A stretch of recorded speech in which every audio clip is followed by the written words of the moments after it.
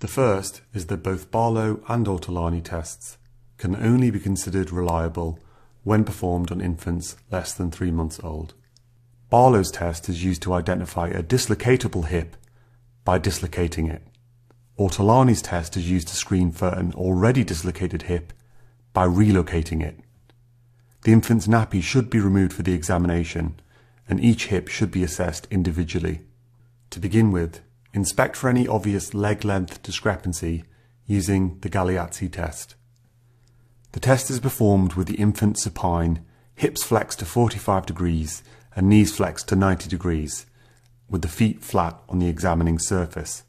In this position, the examiner inspects for a discrepancy in the height of the knees, and if there is one present, this would be considered a positive Galeazzi test. Potential underlying causes include, but are not limited to, hip dislocation or congenital femoral shortening. In this infant, you'll note that the left knee is slightly shorter than the right, and that's because the left hip is posteriorly dislocated. Next, a brief assessment of the range of abduction in each hip joint should be performed.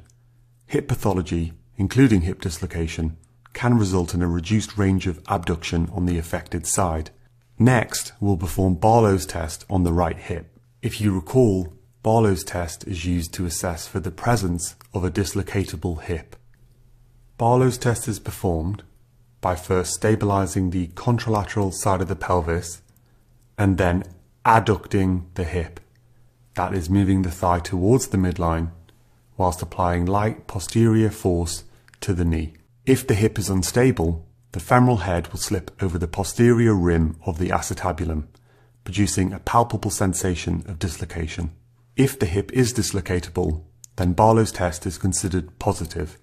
Next, we'll perform Ortolani's test, which is used to confirm that a hip is actually dislocated. The hip and knee should be flexed to 90 degrees, and then, using your index finger, apply anterior pressure to the femur as you abduct the leg.